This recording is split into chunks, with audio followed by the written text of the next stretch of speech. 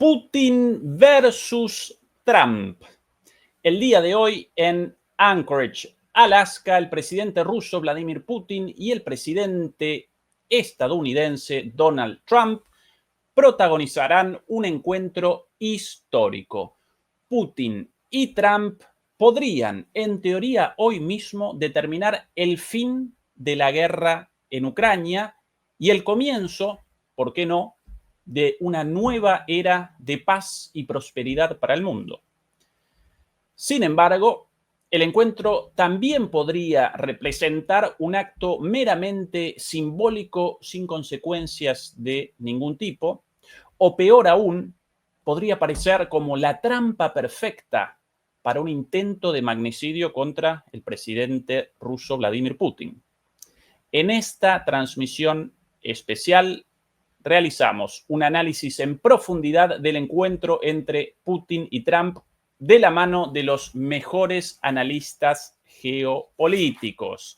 Muy buenas noches, muy buenas tardes y muy buenos días. Comenzamos la transmisión especial número 249 de Demoliendo Mitos de la Política Charlas, transmisión especial en la cual nos acompañarán una enorme cantidad de analistas geopolíticos, comenzando por el señor Santiago Martínez. Santiago, ¿qué tal todo por ahí? Pues muy bien, expectante. Buenas a Bien. Toda la audiencia de Los Demoledores, que hoy vamos a tener una noche espectacular. A ver si hay suerte. Por aquí, en tercer lugar, nos acompaña Adrián Celaya desde España. Hola Adrián, ¿qué tal todo por ahí? Bueno, estupendamente, con mucho calor, pero encantado de estar con vosotros y efectivamente en un momento tan importante, ¿no? Vamos a ver si es decisivo o no, pero en principio desde luego es un momento importante para la humanidad, ¿no? Sin lugar a dudas, querido Adrián. En cuarto lugar, presentamos en esta primera ronda, a lo largo de la transmisión, vamos a realizar turnos debido a la enorme cantidad de invitados. En esta primera ronda nos acompaña en cuarto lugar Bruno Sgarcini desde Argentina. Hola Bruno, ¿qué tal todo ahí? Todo bien, por suerte. Acá con frío, a diferencia de ustedes que están más desprovistos de ropa. Efectivamente, mucho calor por aquí. Recién comenzaba la transmisión en directo, por cierto, en paralelo en nuestro canal estamos presentando las imágenes en vivo enviadas desde Alaska. En este momento la imagen está realizando una pausa, pero hace 2 segundos nada más presenciábamos el descenso del avión tanto de Putin como de Trump. Más allá de este escenario espectacular, de esta puesta en escena, queremos aquí deliberar sobre el significado de esto, las posibles consecuencias, los posibles escenarios.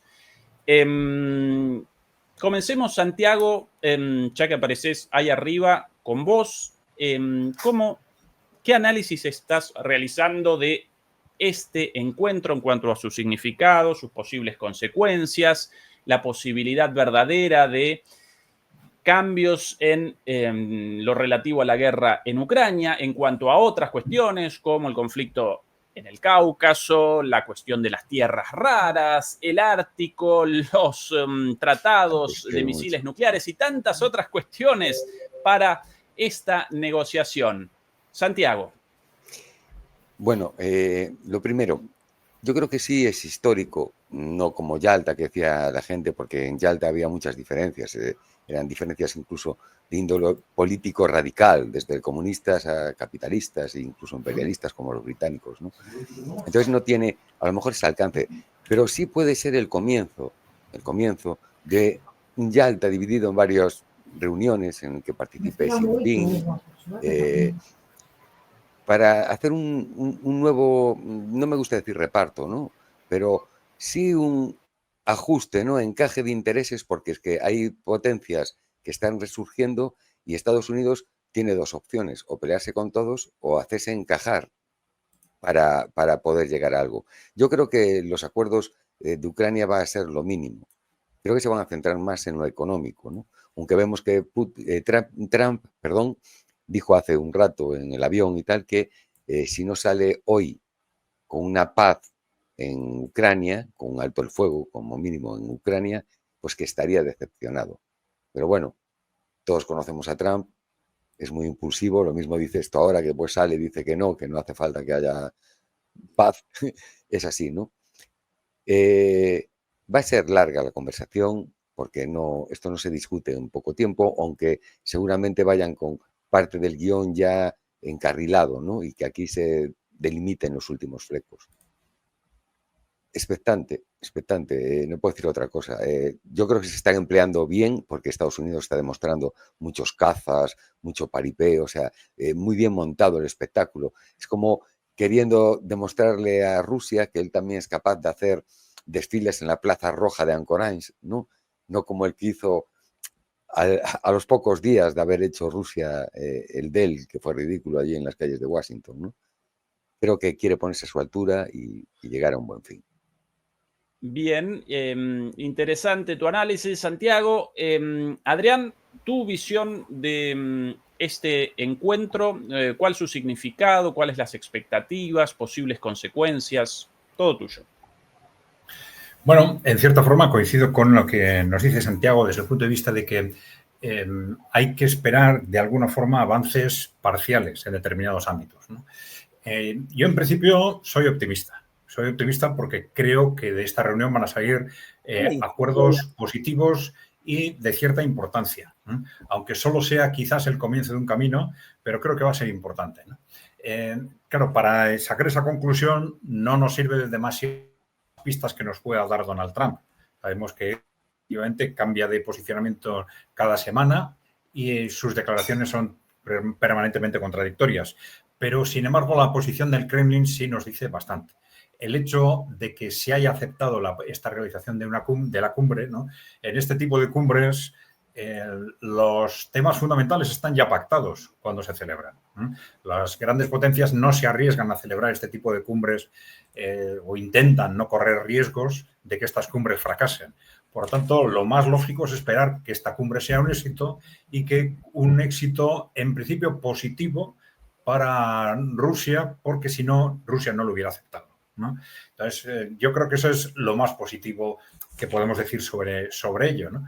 Esto no quiere decir que no haya cuestiones a negociar y que a lo mejor se ha pactado unos primeros pasos para acordar en esta cumbre, pero no se han pactado los siguientes. Bueno, tenemos, por ejemplo, un extraordinario mensaje como el que ha lanzado Lavrov, nada más llegar a Alaska, ya sabéis, con una camiseta con el emblema CCCP, ¿no? Unión de Repúblicas Socialistas Soviéticas, ¿no? Claro, algo inaudito en diplomacia e inaudito en la forma de actuar del propio Lavrov, ¿no? Que es un político extremadamente prudente, ¿no? Y esto, ¿cómo hay que interpretarlo? Pues yo lo interpretaría como un mensaje estilo trumpista, ¿no? Es decir, una especie de demostración de fuerza que a mí me ha recordado a este gesto de Donald Trump de recibir a los líderes europeos en Escocia en su campo de golf, ¿no? Es decir, algo que desde el punto de vista de la diplomacia internacional parece contradictorio, parece que estar ofendiendo a la otra parte de forma premeditada y que eso aparentemente pues no sería en absoluto positivo para que se llegue a acuerdos, etcétera. Pero el Trump suele creer mucho en las demostraciones de fuerza. Bueno, me da la sensación de que Lavrov ha hecho algo similar con ese gesto, ¿no? Es decir, bueno, aquí estamos y estamos dispuestos a lo que haga falta para seguir nuestro camino, ¿no? Yo creo que, bueno, es un síntoma muy importante de que Rusia tiene voluntad de defender de lo que ha conseguido y de no ceder de forma innecesaria absolutamente nada. Sabemos que el acuerdo de fondo es muy difícil. Es muy difícil, por eso seguramente tanto Santiago como yo hemos hecho referencia a que lo más que se puede esperar de esta cumbre son acuerdos parciales o temporales que permitan o faciliten el camino para siguientes acuerdos. El acuerdo de fondo es muy difícil, sobre todo porque desde la perspectiva de Estados Unidos, Donald Trump... Ahí, Adriana, te acompañamos tus palabras con las imágenes referidas. Lavrov con su buzo de CCCP, en ruso, Unión de Repúblicas Socialistas Soviéticas, ¿no? Esta la imagen referida recién por Adrián. Adelante, Adrián.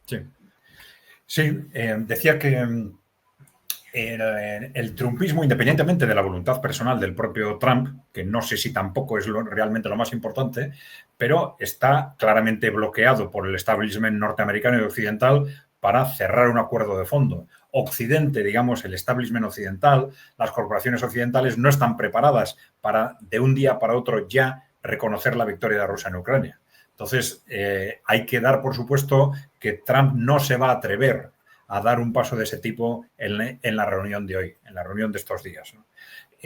Por lo tanto, lo más que se puede esperar, dando por supuesto que va a ser un resultado positivo por la posición del Kremlin, es que ese resultado positivo va a ser parcial. Para ser parcial, pero de la suficientemente impacto como para que las dos partes puedan presentarlo como una victoria y un paso adelante significativo, ¿no? Y no sé si se puede decir mucho más por el momento.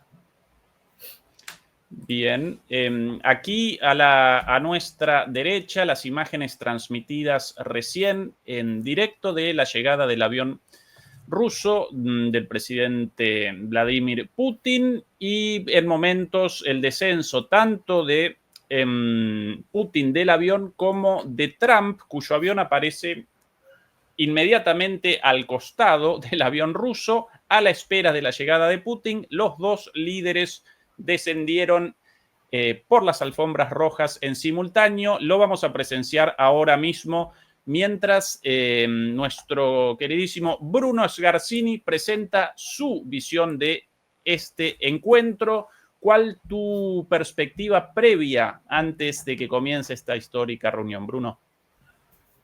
Para mí, apoyando un poco lo que dice Adrián, ¿no? De que está muy claro que a esta reunión se llega ya con algo, por lo menos un acuerdo de base o determinados puntos ya conversados.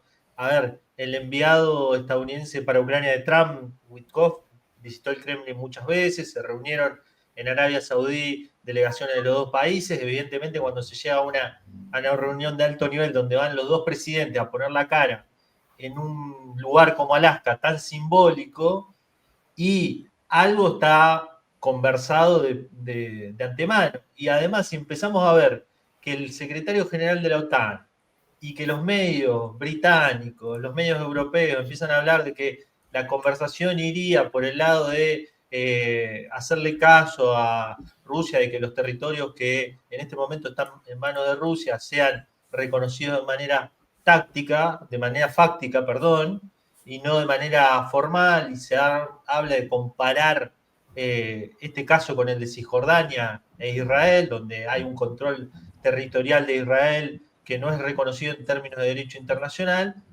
y es un reconocimiento de una victoria de Rusia. Es decir, ya se empieza a hablar en los términos, por lo menos en los términos de mínima, de Rusia para esta reunión. Después entra todo lo que tiene que ver con la narrativa.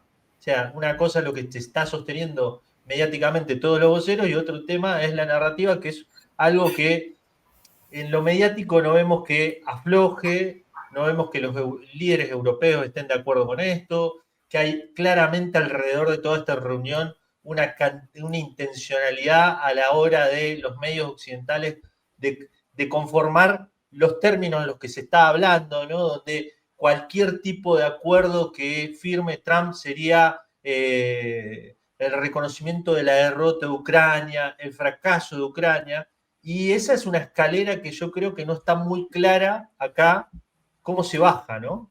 En términos narrativos de lo que pueda llegar a venderse de esta reunión. Sobre todo en la expectativa. La expectativa que pone Donald Trump es que haya un alto al fuego hoy en día.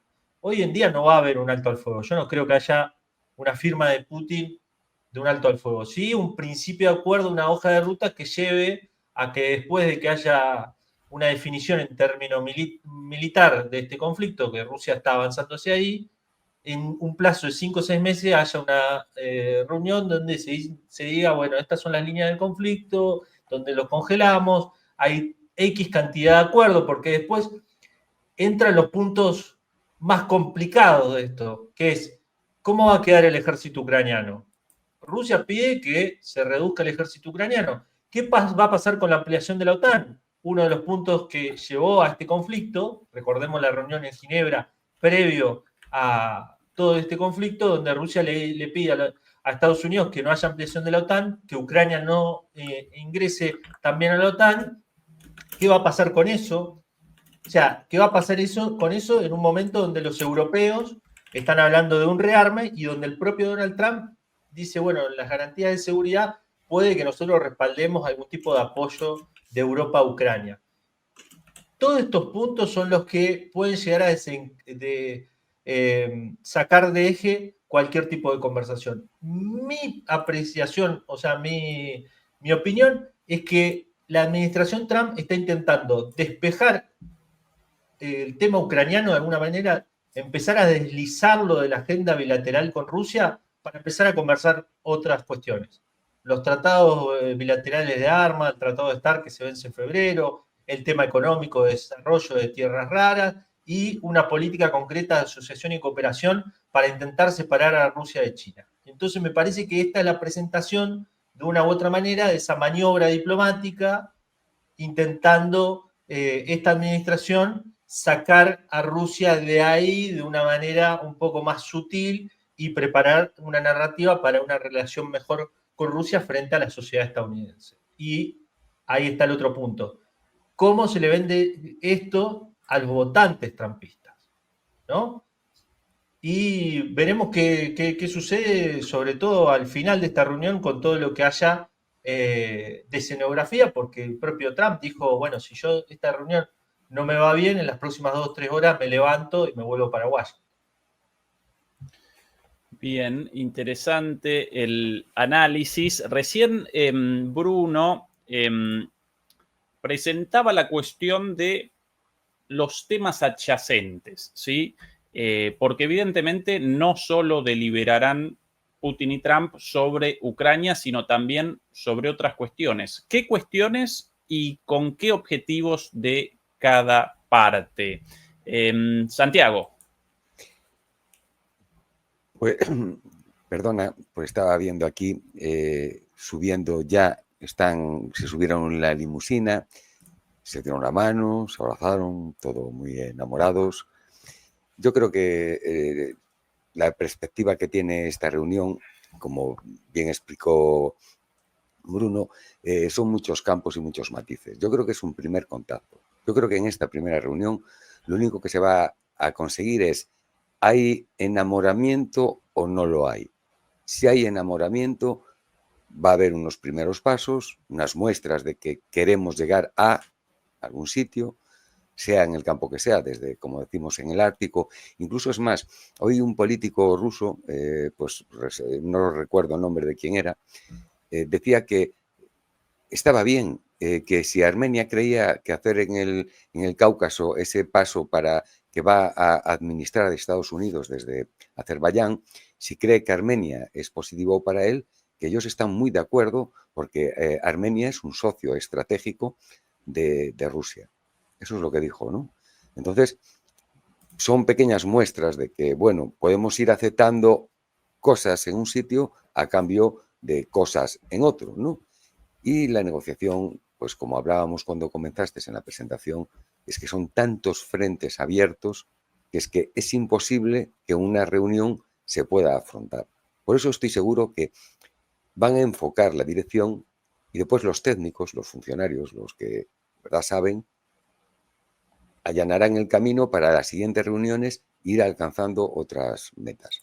Referente a Ucrania, pues sinceramente yo no creo que Putin acepte un alto el fuego, a no ser que, bueno, claro, pues que se retiren de todo el Donbass y de las provincias de Zaporozhye y Gerson las tropas ucranianas. No creo que Ucrania lo acepte, sobre todo mientras sienta el respaldo de la Unión Europea detrás, y sobre todo de Alemania y los británicos, que son los que siguen siendo más guerreristas, más dispuestos, ¿no? Del grupo de los no dispuestos. Entonces no creo que, por lo menos en un principio, lo acepte. Tendría que Trump presionarlo, pues no dándole armas, cortándole la inteligencia, y claro, si tú le cortas la inteligencia, bueno, simplemente con que le corte Starlink, pues Ucrania queda pues desposeído totalmente, queda a merced, que ya lo está, pero más todavía del ejército ruso. Yo no sé lo que se va a alcanzar en Ucrania, porque es que lo van a negociar dos partes y hay otra parte más interesada, que es Ucrania, y otra parte que está interesada también, aunque no tenga tanto derecho a estarlo, como es la Unión Europea, ¿no? Entonces, yo creo que es eso, va a ser un primer avance. Y a partir de ahí, si hay enamoramiento en este primer sábado de copas, como quien dice, viernes por la noche de copas, pues seguiremos. Bien, Adrián, puede que la cuestión de los tratados misilísticos como el New START, el INF, también esté presente en la negociación, y puede que también posiblemente aparezcan temas económicos, considerando que muchos economistas acompañaron a Putin en su delegación, temas económicos en el sentido de la explotación de tierras raras, la explotación del petróleo en el Ártico, etcétera, etcétera. Adrián. Sí, bueno, vamos a ver, yo sí creo que el tema fundamental va a ser Ucrania, ¿no? Y yo creo que va a ser lo fundamental, especialmente si tenemos en cuenta el momento en el que esta cumbre se produce, que de una forma u otra muy probablemente hay que relacionarlo con lo que está sucediendo en el frente de batalla en Ucrania. Es decir, Trump ha ido cambiando su discurso con respecto al conflicto de forma continuada durante 8 meses, pero con un posicionamiento crecientemente favorable a Ucrania y distanciado desde Rusia hasta hace muy poco tiempo, ¿no? De pronto nos encontramos con una serie de movimientos que responden probablemente a esa expectativa del ejército norteamericano, del gobierno norteamericano, si se quiere, de que Rusia va a realizar avances muy significativos y cada vez mayores probablemente en el terreno de batalla en Ucrania, ¿no? Esto ha puesto tremendamente nervioso a todo Occidente y seguramente le ha llevado a Trump a intentar hacer algo al respecto. Ese intentar hacer algo ha sido muy variable, como es la forma de gestionar las cosas de Trump, empezando por las amenazas, el ultimátum de 50 días, que luego enseguida se rectifica y se convierte en un ultimátum de 10 días, probablemente también porque las noticias que llegan desde Ucrania empiezan a ser especialmente alarmantes. Y cuando han visto que Rusia está desbordando el frente, pues al final han dado otro golpe de timón para preparar llegar a un acuerdo suficiente como para preparar esta cumbre, ¿no? Yo creo que la coincidencia en el tiempo no es casual y sí nos dice que muy probablemente algún tipo de acuerdo va a haber con respecto a Ucrania. Hay que tener en cuenta también que en estas cumbres puede haber acuerdos que se conozcan, abiertos, y acuerdos secretos. Entonces puede haber acuerdos que no sean aceptables para el establishment occidental y que permanezcan como secretos durante un determinado tiempo, ¿no? Sin Adrián, duda se van a un tratar también otros segundo temas. nada más. Simplemente quería realizar una mención a las imágenes a tu derecha.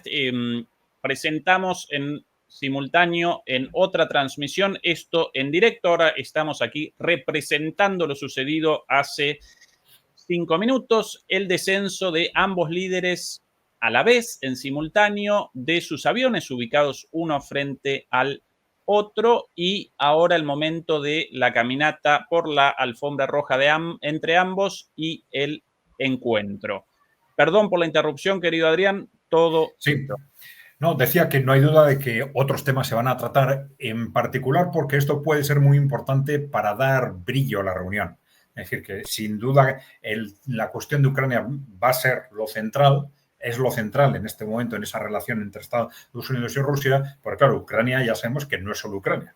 Ucrania al final es el destino de Europa, ¿no? Entonces hay muchas cosas en cuestión en relación con el futuro del destino de Europa que van a estar determinadas también por lo que se vaya avanzando con respecto a Ucrania. Pero indudablemente, es muy posible pues, que haya acuerdos sobre el Ártico. Bueno, hay acuerdos de tipo económico, por un lado, esto siempre se valora positivamente, pero también acuerdos de tipo estratégico, como, bueno, en cuestiones de armamento estratégico o en cuestiones de cooperación en el Ártico o quizás algunos más conflictivos relacionados o con Oriente Medio o con lo que está sucediendo en el Cáucaso Sur. Sin duda, a Estados Unidos le interesaría también incluir determinados aspectos de la relación con China, pero esto es muy difícil que, por lo menos de forma expresa, Rusia acepte, ¿no? Pero yo creo que todos los temas que, aparte de estos, que preocupan a Estados Unidos, están muy relacionados con el continente europeo, y lo que se puede hacer cara al futuro con el continente europeo, ya digo, está muy relacionado con que se desatasque esa relación entre Estados Unidos y Rusia con respecto a Ucrania. Este va a ser sin duda el tema central. Yo también creo que no va a haber por lo menos un alto el fuego total, porque esto sería contradictorio con los intereses de Rusia, que está ahora avanzando cada vez más rápido. Sería, en principio, absurdo aceptar un alto el fuego inmediato, pero bueno, no hay que descartar algún gesto en esa dirección, un alto el fuego parcial en alguna zona o en alguna, con respecto a determinados ámbitos de la escalada militar entre las dos partes, con el fin de dar cobertura a ese concepto de alto el fuego que Donald Trump viene defendiendo con tanta fuerza, ¿no?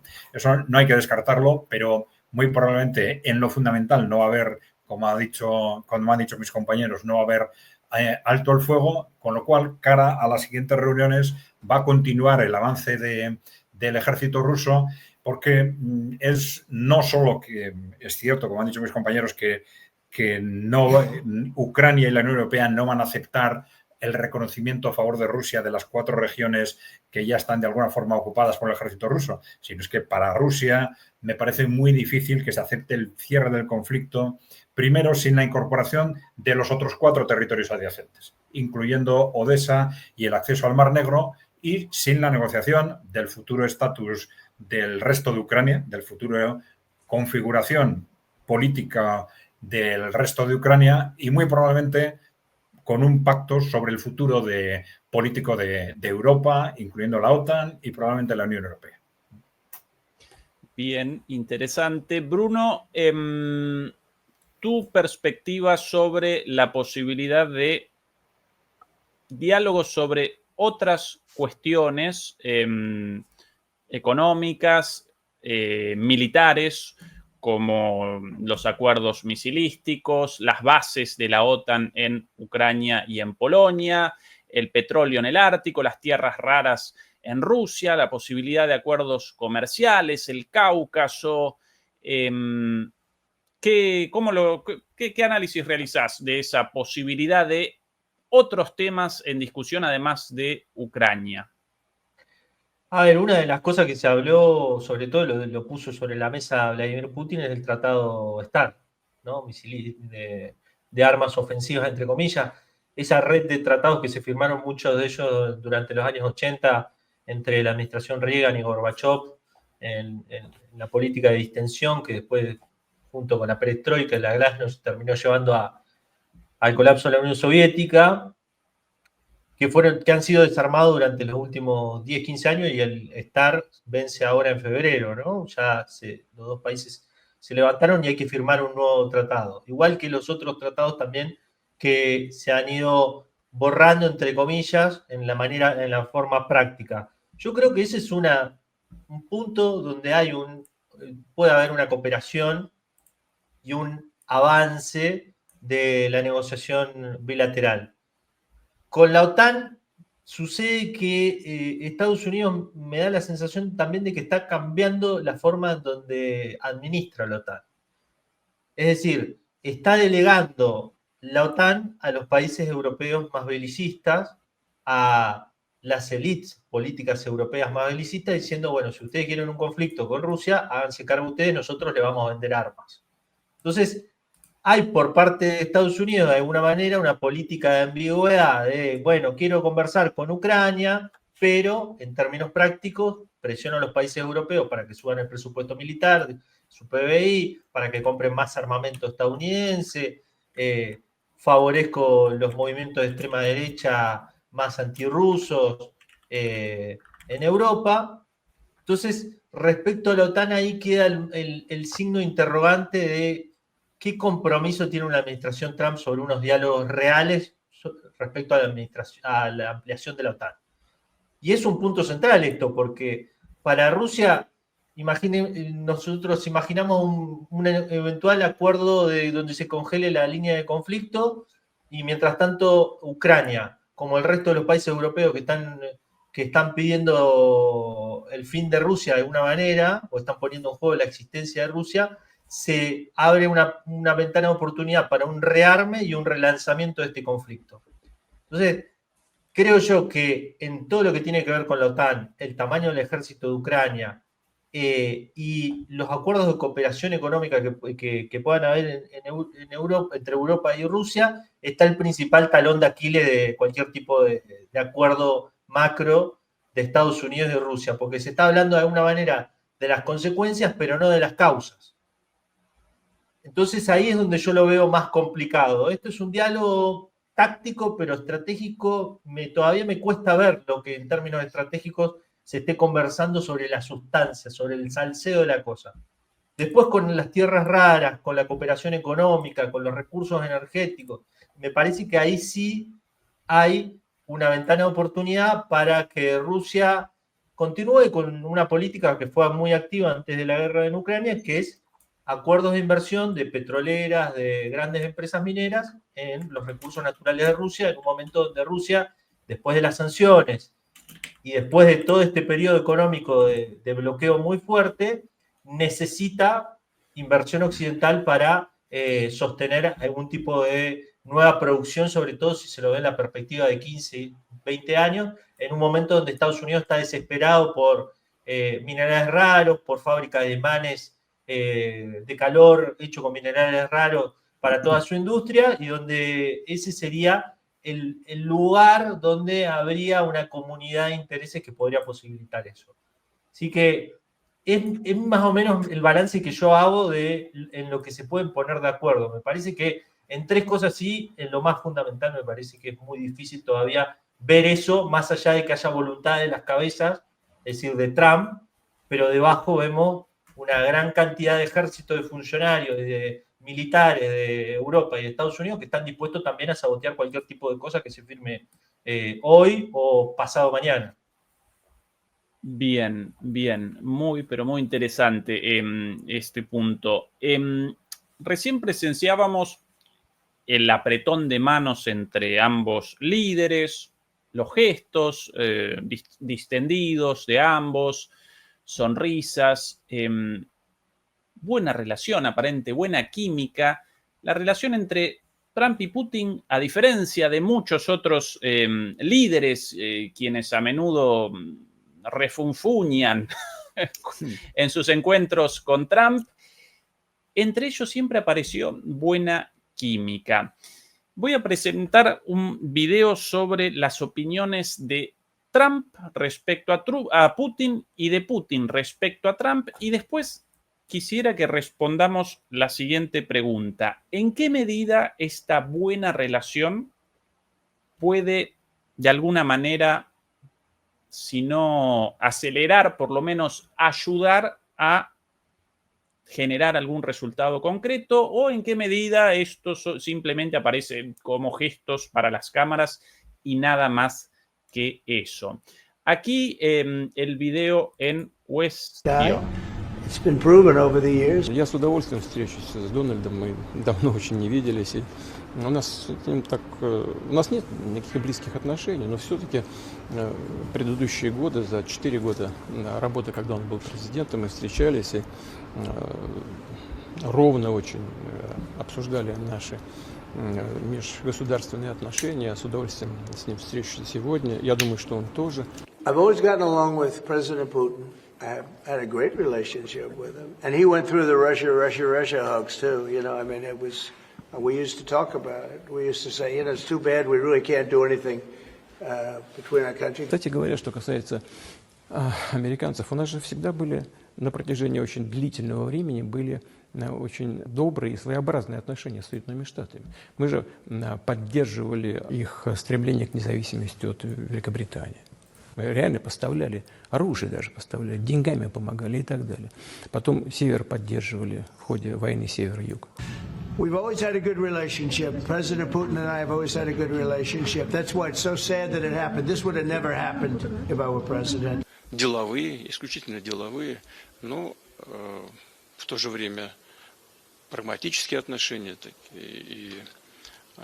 и доверительные, я бы сказал. И я не могу не согласиться с ним в том, что если бы он был президентом, если бы у него в 2020 году не украли победу, то, может быть, и не было бы того кризиса на Украине, который возник в 2022 году. Russia has been easier to deal with so far than Ukraine, which is not supposed to be the way it is. But you know what? Getting along with Russia is a good thing, not a bad thing. Getting along with these people is a good thing, not a bad thing. It's a smart thing to do. Один Трамп такой человек, который в советах и рекомендациях не нуждается. Понятно. Bueno, flores, flores y más flores, incluso, bueno, de ambos. Y por lo general, ni Trump está caracterizado por las palabras floridas respecto a otros personajes, ni Putin tampoco acostumbra a realizar declaraciones como esta de si no le hubieran robado la elección, esta guerra no habría comenzado, en abierta sintonía con el discurso de Trump de esta guerra no habría comenzado si yo hubiera sido presidente, etcétera, etcétera. En cuanto ayuda a esto, ¿en qué medida esto puede acelerar un proceso de negociaciones? ¿En qué medida no? Santiago, ¿cómo lo conceptualizas? Bueno, yo creo que hay una cierta química porque Trump es una persona que es tanto primadona, le gusta ser, vamos a ver, es presidencialista, ¿no? Le gusta llevar la batuta, ser el hombre fuerte, el que dirige, el que encamina, y ve a Putin como un espejo en ese aspecto, ¿no? Lo ve un hombre poderoso que fue capaz de sacar su país del barro totalmente y escalando desde las partes más bajas del funcionariado ruso, llegó a ser el presidente de Rusia más votado y más apreciado en muchas décadas, ¿no? Entonces, yo creo que lo aprecia, ¿no? Hay una gran diferencia entre caracteres, mientras que Trump tiene un carácter como de persona que nació rica y vivió rica y lo consigue todo a golpe de lo quiero y lo deseo y lo consigo porque tengo poder. Y Putin tiene una personalidad más pausada, más estratégica. Es raro que haga una conversación que se dirija hacia otro líder político, ni para bien ni para mal, como decías tú. Es raro que haga declaraciones personales, ¿no?, sobre otros líderes, ¿no? Sí lo hace con Trump. Yo creo que Putin es inteligente y sabe que Trump necesita ese aceite, ¿no? El hacerlo sentirse importante, ¿no? Y bueno, después hay una cosa que es clara, ¿no? Con los demócratas de Biden o Obama antes no había nada que negociar y nada que hablar. Fueron expulsando a Rusia de todos los sitios, difamándola. Y claro, Trump, sea un tanto bocazas de una forma de expresarse o no, siempre te da una oportunidad de poder llegar a algo, ¿no? Y claro, es un cambio interesante para los rusos porque de discutir con un muro a ver una pequeña puerta, una pequeña rendija por donde entrar y llegar a algún acuerdo, pues el cambio es muy, muy importante. Yo creo que es bueno que haya ese cierto feeling entre los dos, porque da esa confianza, como vemos, que sí, que las fotos pueden ser más o menos fingidas, las sonrisas o no, pero bueno, parece que se ve una cierta conexión, ¿no? Puede ser bueno. Aparte, se ve, Trump vio que Putin lo apoyó cuando todo el mundo fue contra él, con el Russian Gate y todas las presiones que sometió, y bueno, pues no sé, a lo mejor también hay que recordar que a lo mejor en los años 90, cuando Trump fue reclutado por el KGB, igual allí se conocieron y hicieron una relación, ¿no? Bromas aparte. Esto Santiago, ahora en directo, aquí el audio. Bueno, idas y vueltas en la transmisión oficial, ya pasado en un momento esto, entrecortado y puesto nuevamente. Bueno, ahora de nuevo la transmisión oficial con una pausa. Sí. Tenemos otro canal, si quieres, que te mandé por el privado, que está continuamente, es RT, y ese no tiene cortes. Y es en español también. Bien, bueno, ahora lo presentamos. Mientras tanto, Adrián, tu visión sobre esta química, en cuánto ayuda, en cuánto no, cuán importante, cuán simbólica meramente. Bueno, yo creo que evidentemente esa química es muy importante, ¿no? Porque además es una relación que va más allá de la química. Es cierto que hay un respeto común, un entendimiento aparentemente personal, pero claro, pero es que sin ese entendimiento las cosas no habrían llegado a donde están, ¿no? Es decir, si ya desde el primer momento se da por supuesto que la llegada de Trump va a la Casa Blanca, va a suponer un cambio radical en las relaciones con Rusia, esto es por algo, ¿no? Es decir, no es solo por una cuestión de química, pero también esto nos indica que esa relación entre el trumpismo y el gobierno ruso ha sido la base para que se produzca esa diferenciación radical de las estrategias a seguir con Rusia en la política norteamericana y, por lo tanto, es fundamental cara al futuro. Es decir, en la medida en que si no existiera ese tipo de relación, pues ya sabemos, como ha dicho Santiago, cuál es la alternativa, las otras políticas que se siguen desde el establishment occidental, ¿no? Pero bueno, esto nos refleja no solo un respeto mutuo, una química, sino yo creo que lo fundamental en la relación entre Trump, si se quiere, el trumpismo y en Rusia es el enemigo común. El enemigo común.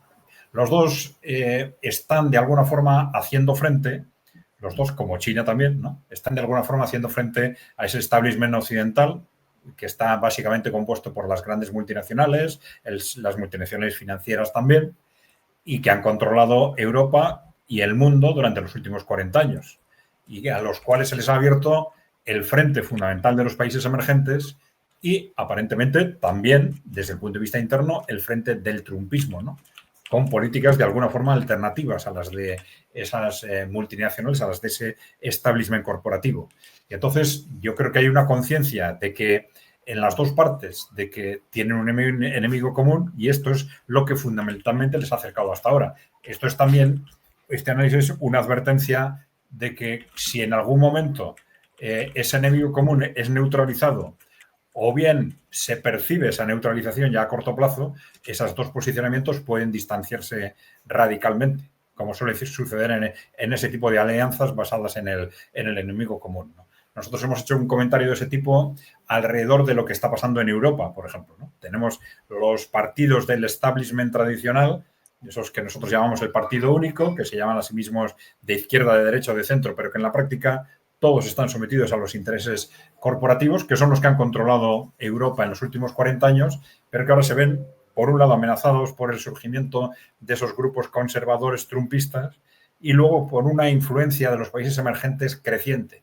Una influencia del trumpismo y de esos países emergentes que es sorprendentemente coincide en algunos grupos políticos que son a la vez cercanos al trumpismo y que con buenas relaciones con Rusia y con China, ¿no? Y esto algo nos dice sobre ese factor importantísimo del enemigo común. Pero también nos alerta de que efectivamente dentro de unos años, si estos grupos van avanzando posiciones, se van a encontrar o los grupos políticos que están jugando a la vez en las dos direcciones probablemente van a tener que optar, porque por ejemplo las políticas económicas de los países emergentes por un lado y del trumpismo pues son radicalmente contradictorias, ¿no? Entonces ese choque en algún momento se va a dar, pero es indudable que ese posicionamiento, esa perspectiva del enemigo común ha sido importantísimo, ha sido la base de que las cosas lleguen a donde están, de que Rusia haya podido abrir un tipo de relación distinto con Estados Unidos del que se mantenía con los demócratas o con los neoconservadores del Partido Republicano también, ¿no? Y sin duda va a seguir siendo fundamental cara al futuro. Es lo que realmente permite que haya algún tipo de acuerdo, ¿no? Sin lo cual sería imposible. Bien. Bruno, ¿tu perspectiva sobre esto de la química, la importancia de las relaciones o no? después de Adrián me parece que no queda mucho que decir, ¿no? Adrián lo precisó con exactitud por ahí. Más que dar un aporte, a mí me parece que Trump y Putin se entienden por una cuestión muy práctica y muy elemental, que son personas que son muy pragmáticas y que no están basadas tampoco en un idealismo ni nada por el estilo. Son personas que en el caso de Putin tienen una formación geoestratégica de mirar las cosas mediano y largo plazo para un Estado que fue reconstruido en los últimos 15, 20 años. En el lado de Trump hay una mirada de otro tipo, no tanto geoestratégica, sino transaccional. O sea, para Trump todo es una gran transacción y de alguna manera, según su propio pensamiento, si seguimos las declaraciones, el conflicto con Vladimir Putin es un conflicto que a Estados Unidos no le conviene y que él siempre lo ha visto como un gran absurdo donde Europa y Ucrania están en el medio como unos niños mocosos, caprichosos, intentando desviar la atención de los acuerdos que se puedan hacer con Rusia. O sea, gran parte de su primera presidencia estuvo centrada en el condicionamiento a su política de acercamiento con Rusia. El expediente de la trama rusa, que ahora se ha revelado que fue todo un invento de la administración Obama, también su relación muy próxima con negocios, con oligarcas rusos, que se quedaron en los años 90 con las empresas desguazadas después del derrumbe del espacio soviético. Entonces, me da la sensación que Trump en esta primera administración agarra la posta de lo que no pudo hacer en ese momento, que toda esa trama generó un condicionamiento muy grande de su propia política, tanto en el diseño de su gabinete como a la hora de ejercer el acercamiento que intentó fallidamente con Rusia en ese momento, para poder concretar aquello que se le escapó. Porque en ese momento recordarán ustedes que cada vez que había un diálogo de este tipo, o había un acercamiento, se filtraba en la CNN y en todos los medios lo que estaban hablando, lo que Trump pensaba, y eso fue de alguna manera una forma de sabotear cualquier tipo de conversación. Trump me da la sensación a mí que entiende que con Putin y con los grandes líderes se puede poner de acuerdo y a los otros los tiene que mandar. A los otros los tiene que mandar, los tiene que tratar como unos vasallos, los tiene que aplicar aranceles, los tiene que extorsionar, los tiene que de alguna manera a nosotros los puede pelotear, mientras que contra un Vladimir Putin y contra un Xi Jinping se tiene que poner de acuerdo. Y eso también, en su ideología, en su manera de pensar, los hace parecer iguales y los hace tenerlos en más consideración. Uno de los grandes objetivos, otro de los grandes objetivos en estos últimos meses de su administración, según lo que han dicho en todos los medios occidentales, es una reunión con Xi Jinping. O sea, la reunión con Xi Jinping en el medio de las negociaciones comerciales es otro gran objetivo que sigue Donald Trump para poder darle el cariz y la narrativa y el imaginario a una presidencia de reconstrucción. Hoy, cuando hablaba antes de partir para Alaska, por ejemplo, decía, bueno, también Putin se quiere sentar conmigo porque está viendo que toda la política comercial, económica que estamos haciendo está levantando a Estados Unidos y está haciendo que muchas empresas se vengan a instalar acá. Lo cual es mentira, ¿no? Pero bueno, habla de cómo él de una u otra forma se intenta comparar e intenta decir, quieren venir con nosotros porque yo estoy reconstruyendo el país. Entonces, desde este punto, desde esta perspectiva, es que quizá desde el lado humano me parece a mí que es más posible un diálogo entre Vladimir Putin y Trump, porque Trump entiende también las demandas rusas como demandas que son pragmáticas y que son reales. Y las administraciones anteriores no las veían como demandas reales, sino que las veían como excusas para seguir tirándole nafta al fuego de la guerra actual, que un Donald Trump entiende, a nosotros Estados Unidos no nos conviene estratégicamente un conflicto con Rusia, a lo sumo que se encargue Europa de esto, a nosotros nos conviene rearmar toda nuestra política para ir contra China, que es lo que ha mantenido no solamente Donald Trump, sino todos los que están alrededor de Donald Trump. Bien. La última mientras una vez más presentamos las imágenes, realmente generaron una escenografía bastante espectacular con esto de los dos aviones, uno enfrentado al otro. La última pregunta en este primer turno, antes de que en la segunda parte nos acompañen Eduardo Bion y Carmen Parejo Rendón. ¿Qué Trump va a participar en esta reunión? Porque así como de manera sorpresiva, después del encuentro entre su enviado especial, Steve Witkoff, y Putin el miércoles pasado, repentinamente Trump presentó la idea de un encuentro después de semanas de amenazas contra Rusia. Recordarán esto de el ultimátum de 50 días primero, 12 días después, 10 días al final, o de lo contrario, sanciones no solamente contra Rusia, sino también contra los compradores de petróleo y de gas ruso, ¿sí? Y de repente esta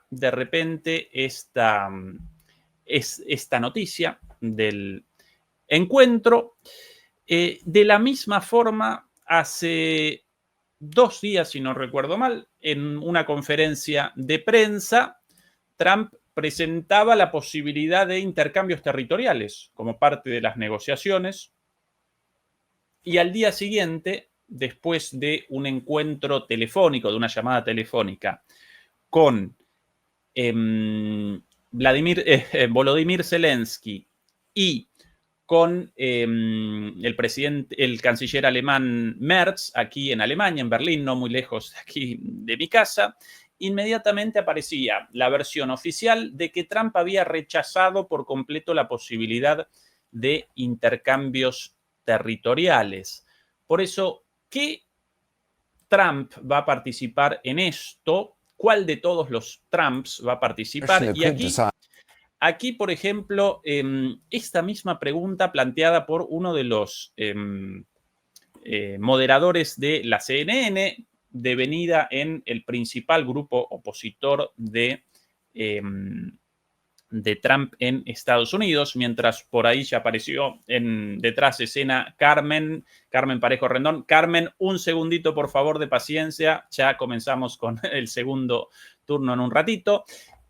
Aquí la pregunta al aire en la televisión estadounidense de este muy afamado periodista de la CNN. That could decide the immediate fate of Ukraine and the future of Europe and the NATO alliance. La pregunta que podría definir no solamente el destino de Ucrania y el destino de la OTAN, namely, which Donald Trump will show up at the summit with Vladimir Putin in Anchorage, Alaska, less than 2 days from now. Es cuál de todos los Donald Trump va a participar en la reunión con Putin en Alaska, en Anchorage, el día de mañana. Will it be the Esto, obviamente, transmitido el día de one ayer. who spoke today with Ukraine's Volodymyr Zelensky and European leaders, telling them, sources say, that he would not negotiate Ukrainian.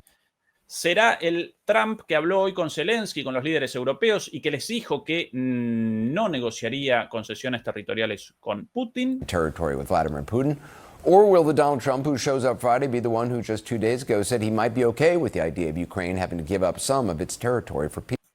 ¿O será el Donald Trump de hace 2 días en una conferencia de prensa aquí en Washington diciendo que estaría bien acordar intercambios territoriales? Entonces, más allá de lo sesgado del análisis de la CNN, leído naturalmente de una pantalla del teleprompter, claros los ojos del periodista apuntando a la línea editorial, al teleprompter con la línea editorial de la CNN, pero más allá de esto, la pregunta en gran medida es cierta. ¿Cuál de todos los Trump va a participar acá en esta reunión? Santiago, querido, adelante. Un segundo, ahí tu micrófono silenciado de tu parte. Ahora sí. Bien. Pues sí, yo creo que no hay tantos Trump como parece, ¿no? Lo acusan de que es una persona que va a tener la idea de su último interlocutor, ¿no? Que se la va a meter en la cabeza y se acabó. No tiene otro pensamiento y yo creo que no es así. Él juega con los tempos, lanza esos, parecen incluso a veces incluso bufonadas, ¿no? Pero son pequeñas pruebas, ¿no? Trump tendrá muchas cosas, pero de tonto no tiene un pelo, indudablemente, ¿no? ¿Qué pasa? Que fueron haciendo pruebas cuando, como decías, que amenazó primero con 50 días para hacer lo que yo mandé en ese momento, que después lo redujeron a 10. ¿Cuál fue la respuesta de Putin? Yo siempre lo recuerdo. Es que atacó Kiev y le metió fuego. Más de 500 misiles y drones Gerán ese mismo día que le lanzó el ultimátum. Y así un día tras otro, antes de la operación del día 15, hoy que se reúnen, hacen un acelerón en todo lo que es el Donbass, rompen una primera línea de defensa muy importante en Prokhorsk, que unía Pokrovsk y Konstantinivka, y amenazan la puerta trasera de Kramatorsk como una demostración de que si no me das ese territorio, si no conseguimos diplomáticamente ese territorio del Donbass y las provincias, las vamos a tomar por la fuerza. Vosotros veréis si queréis que se alargue, si no. Y yo creo que Trump con Putin se mide de otra manera. Sabe que es una persona que no la puedes intimidar, lo ha demostrado durante la guerra. Cada vez que lo intimidas, él te demuestra que no se puede intimidar porque sí.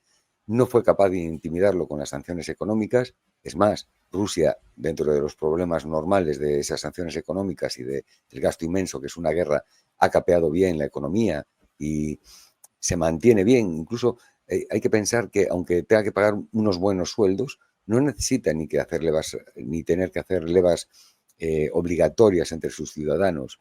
Hay muchos voluntarios, muchos profesionales que se meten en el ejército y eso demuestra de que no están muriendo rusos a millones, como nos dicen muchos analistas, ¿no?, de Occidente, de que sí, gana 4 kilómetros cuadrados a base de meter 50.000 muertos. Es mentira, indudablemente. Porque si no, la gente no es imbécil. Nadie se va voluntario a una guerra donde está cayendo un porcentaje muy alto de gente porque no sirve de nada, ¿no?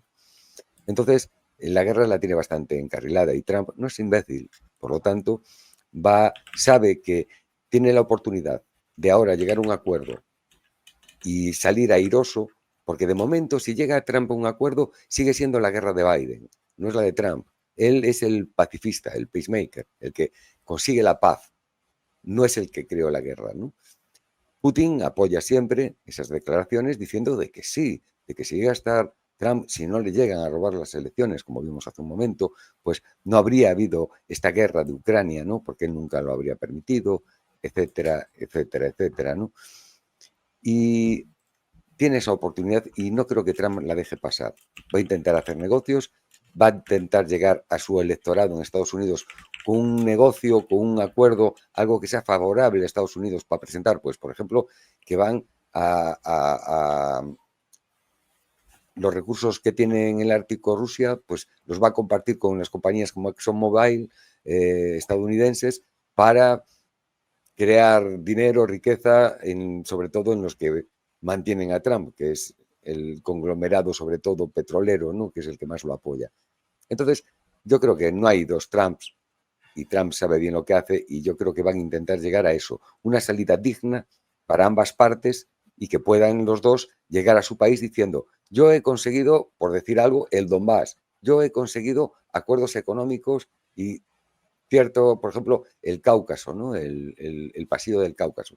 Yo creo que va a ser eso. Bien. Por ahí ya aparece detrás de escena también Eduardo. Eduardo, por favor, un segundo de paciencia mientras redondeamos el primer bloque de analistas.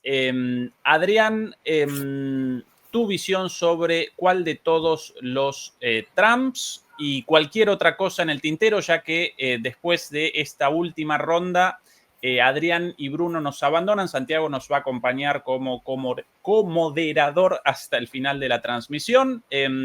Así que, Adrián, esa pregunta y cualquier cosa en el tintero, a tu disposición el micrófono. Bien, como hay analistas esperando, voy a ser breve. Como dice Santiago, muy probablemente no hay realmente dos Trumps, pero sí hay dos imágenes proyectadas por el mismo Trump. Voy a interpretar la pregunta en esa dirección. Y es cierto que Donald Trump ha proyectado esas dos imágenes con respecto a Rusia de una forma continua durante los últimos 8 meses, desde que llegó al poder con su segundo mandato, ¿no? Una semana era el culpable Ucrania de todo lo que estaba pasando, la siguiente semana Rusia, la siguiente semana Ucrania, ¿no? ¿Con qué Trump nos vamos a encontrar o con qué imagen de Trump nos vamos a encontrar en esta sesión? Yo creo que hay que dar, por supuesto, con el Trump que tiene una visión positiva sobre Rusia. Porque claro, es que si no fuera esto, si no tuviéramos esa imagen, si tuviéramos la otra, el resultado de la cumbre no sería positivo, sería un fracaso, ¿no? Y esto es algo esencial.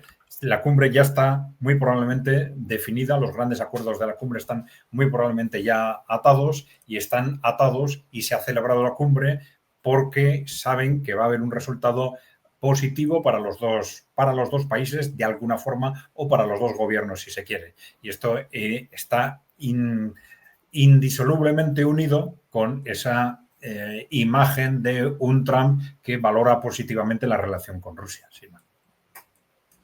Bien.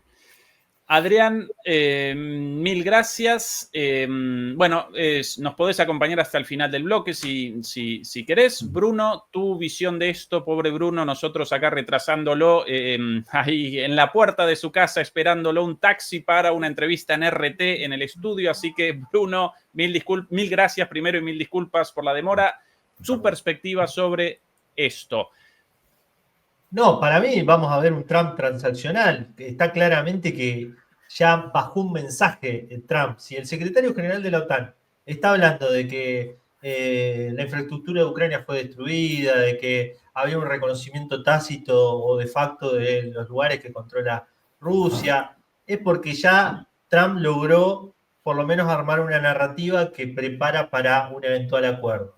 O sea, vamos a ver un Trump hipertransaccional. El tema es cómo se vende lo que se quiera vender del lado estadounidense. Y ahí entra otra cuestión que con Santiago hablábamos ayer, que es el tema de, Rusia en términos militares está avanzando, ¿y cuál es la línea del congelamiento del conflicto?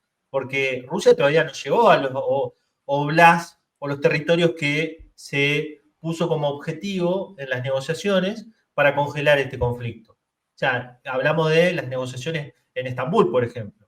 Entonces, yo creo que Trump y la OTAN están queriendo tener una negociación para detener el avance de Rusia de una manera, congelar las líneas de conflicto, y está intentando tener una cuestión muy pragmática. Si lo vemos desde el punto de vista de intentamos leer entre líneas la narrativa que está teniendo el propio Trump y la que está siguiendo el secretario general de la OTAN. ¿Qué va a darse como síntesis de todo de esa diferencia que hay respecto a esto? No lo tenemos claro.